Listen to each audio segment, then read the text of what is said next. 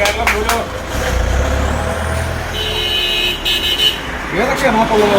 ഇന്ത്യയുടെ ഉണ്ട്, കേരളത്തിൻ്റെ ഉണ്ട്, ഭൂലോകത്തിൻ്റെ ഉണ്ട്. ഇന്ത്യയുടെ ഇപ്പോൾ തെലങ്കാന വന്നിട്ടുണ്ട്, ലഡാക്ക് വന്നിട്ടുണ്ട്. പുതിയതെല്ലാം പുതിയതാണ്. ഇപ്പോൾ 30 സ്റ്റേറ്റ് വന്നിട്ടുണ്ട്. ഇത് കേരളം. കേരളത്തിൻ്റെയൊക്കെ റീറ്റെയിൽ കംപ്ലീറ്റ് മേക്കി കൊടുത്തിട്ടുണ്ട്. ഇന്ത്യയുടെ, കേരളത്തിൻ്റെ, ഭൂലോകത്തിൻ്റെ. ഇത് ഭൂലോകം. ഇങ്ങനെ 3 ആകുമ്പോൾ ഒരു സെറ്റാണ്. ഇന്ത്യ, കേരളം, ഭൂലോകം. പിന്നെ ഇത് വേൾഡിന്റെ ആണോ മൊത്തത്തിൽ? അത് തന്നെ. അത് ഒരു സെറ്റ് കൊടുക്കുമ്പോൾ അടുത്ത സെറ്റോട് അതിൻ്റെ കൂടെ സെറ്റ് ചെയ്ത് ഇത് എടുത്തിടും. എവിടെയാ ഇത്? എത്ര കാലം കൊണ്ട് ഈ പരിപാടി ചെയ്യുന്നുണ്ട്? എൻ്റെ കൊച്ചുനാളിന് പോലെ ഇതില്ല. ബാലപാഠം, മാപ്പ്, പിന്നെ അത് കഴിഞ്ഞ് ഈ സ്കൂളിൽ ഗൈഡൊക്കെ ഉണ്ടായിരുന്നു. അത് എൻ്റെ ബിസിനസ്സാണ്. പിന്നെ ഇത് ഞാൻ കുറച്ചാൾ നിർത്തി വെച്ചിരുന്നത്. ഇടയ്ക്ക് ഒരു ചിലവില്ലാതെ. ഇപ്പം കുഴപ്പമില്ല. പണ്ടെൻ്റെ ചെറുപ്പകാലം, അതായത് ഒരു 1978-80 കാലഘട്ടത്തിനുള്ളിൽ ഞാൻ പത്തനാപുരം സ്കൂളിൽ പഠിക്കാൻ പോകുമ്പോൾ ഇതുപോലെ എഞ്ചുവടി ബാലപാഠം, സേഫ്റ്റി പിൻ, എഞ്ചുവടി ബാലപാഠം എന്ന് പറഞ്ഞ് എല്ലാ സാധനങ്ങളും ഇതുപോലെ കൊണ്ടു നടക്കുന്ന ഒരുപാട് പേര്. ഞാൻ കാസർഗോഡ് മുതൽ പാറശാല വരെ കച്ചവടം, കോഴിക്കോട്, പിന്നെ തൃശ്ശൂര്, എറണാകുളം, ഇങ്ങനെ മാറി മാറിയിരിക്കും. അങ്ങനെ പല ഭാഗങ്ങളിലും. അപ്പൊ അങ്ങനെ ഒരുപാട് പേരെ ഞാൻ കണ്ടിട്ടുണ്ട്. ഇതുപോലെ ഈ ഭൂപടം തിരിച്ചറിയാൻ കഴിയാത്ത മലയാളിക്ക് അവരവരുടെ കേരളത്തിന്റെ ഭൂപടം പോലും തിരിച്ചറിയാൻ കഴിയത്തില്ല. പക്ഷെ ഈ ഭൂപടം മുഴുവൻ, അല്ലെങ്കിൽ ലോകത്തിന്റെ പടം ഓരോന്നും പ്രത്യേകം നമുക്ക് മനസ്സിലാക്കത്തക്ക രീതിയിലുള്ള ഭൂപടം സെറ്റ് ചെയ്ത്, അതുപോലൊപ്പം എഞ്ചുവടിയുണ്ട്, ബാലപാഠമുണ്ട്, കുട്ടികൾക്ക് പഠിക്കാനുള്ള ബാലപാഠം. അതിന്റെ കൂടെ ഒരു സാധനമുണ്ട്, സേഫ്റ്റി പെൻ കുല. അന്ന് 25 പൈസയാണ് ഒരു സെറ്റ് സേഫ്റ്റി പെൻ കുലയ്ക്ക്. 25 പൈസ മാത്രമേ ഉള്ളൂ.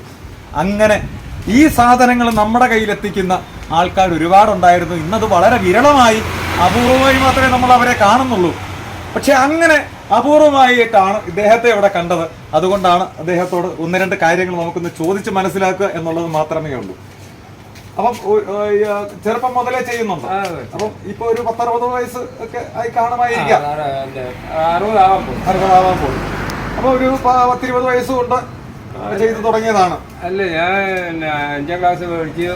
6 വർഷം സാമ്പത്തിക ജോലി. 6 വർഷം സാമ്പത്തിക ജോലി ചെയ്ത് നേരെ നമ്മുടെ അച്ഛൻ കൊണ്ടുവന്നത് തൃശ്ശൂരാണ്. ആദ്യം മുതൽ തൃശ്ശൂർ വരെ. തൃശ്ശൂർ, കോഴിക്കോട്, കണ്ണൂർ, കാസർഗോഡ്, പാലക്കാട്, പിന്നെ ഇങ്ങനെ ഇറങ്ങി. അത് ശരി. അപ്പൊ ഇത് ഒരു ദിവസം ഇത്രയും സാധനം കൊണ്ട് നടന്നാൽ ഉപജീവനത്തിന്റെ പൈസ നമുക്ക് കിട്ടും? ചില സമയത്ത് വലിയ പാടാണ്. ചില സമയത്താണെന്നുണ്ടെങ്കിൽ നമ്മൾ ഉദ്ദേശിക്കുന്ന കണക്ക് അതിന് കൂടുതൽ പൈസ കിട്ടും. 10-60 രൂപ, 700, 200 ഒക്കെ കിട്ടും. നമുക്ക് അത്യാവശ്യം ജീവിക്കാനുള്ള പൈസ നമ്മൾ ഒരു ജോലിക്കൂലി കിട്ടും സാധാരണ ഗതി. മഴക്കാലമായി കഴിഞ്ഞാൽ നമ്മൾ ഇതൊന്നും ഇറങ്ങി നനഞ്ഞോണ്ട് നടക്കാനും പറ്റത്തില്ല. മഴക്കാലത്ത് വലിയ പാടാണ്. നടക്കത്തില്ല. അന്നേരം ഞാൻ കുറച്ച് നോട്ട്. ഏത് വിഭാഗത്തിൽപ്പെട്ടവരാണ് ഇത് കൂടുതൽ വായിക്കുന്നത്? ചെറുപ്പക്കാരാണോ, കുട്ടികളാണോ, അതോ പക്വതയുള്ളവരാണോ, പ്രായം കൂടുതലുള്ളവരാണോ? ചെറുപ്പക്കാരൊന്നും ഇപ്പം മേടിക്കില്ല. എല്ലാം പ്രായമുള്ളവരാണ് മേടിക്കുന്നത്. അവർക്ക് കുട്ടികൾക്ക് കൊടുക്കാൻ വേണ്ടിയിട്ടായിരിക്കാം, ഇല്ലയോ? അങ്ങനെ എന്തെങ്കിലും ഉദ്ദേശം. അല്ലാതെ സാധാരണഗതിയിൽ ചെറുപ്പക്കാർ വാങ്ങിക്കത്തില്ല. കാരണം അവർക്കെല്ലാം അറിയാം എന്നുള്ളൊരു അറിവിലാണ്. അവർ പറയുന്നത് എല്ലാം ചേട്ടാ മൊബൈലിലുണ്ട്. ഉണ്ടല്ലോ, ഗൂഗിൾ എടുത്തു കഴിഞ്ഞാൽ മാപ്പും ഉണ്ട്, അതിനകത്ത് എല്ലാം കിടക്കുന്നത് കാണാം. പക്ഷെ ഇതൊന്നും അറിയാതെ പഠിച്ചു വരുന്ന ചെറിയ കുട്ടികളെ ചെറുപ്പം മുതലേ മൊബൈൽ കൊടുത്ത് നമ്മൾ പഠിപ്പിക്കുന്ന ഒരു കാലഘട്ടമാണെന്നുള്ളത്. പക്ഷേ ഇതൊക്കെ കണ്ട് പഠിച്ചവരാണ് ഇന്ത്യയുടെ പൗരപ്രമുഖരായി വന്ന പലരും. ഇതൊക്കെ കണ്ട് മാത്രം. അന്ന് ഫോണില്ല, ഇന്റർനെറ്റ് ഇല്ല, ഒരു സംവിധാനവും ഇല്ല, കമ്പിയില്ല, കമ്പി മാത്രം വല്ലപ്പോഴും ഉള്ളൊരു കാലഘട്ടത്തിലായിരിക്കാം.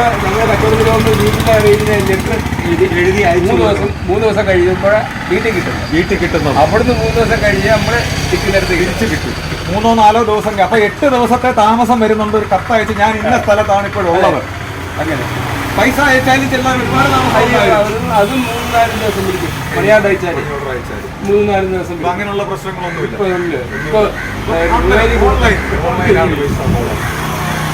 ശരിക്കും ഇത് വളരെ പ്രയോജനപ്രദമായ ഒരു സാധനമാണ്. അപൂർവമായി മാത്രമേ ഇത് കാണുന്നുള്ളൂ എന്നുള്ളത് കൊണ്ട് വളരെ സന്തോഷമുണ്ട്. ഇങ്ങനെ ഒരു സംഭവം കൊണ്ട് ഇറങ്ങിയത് അതിൽ വളരെ സന്തോഷമുണ്ട്.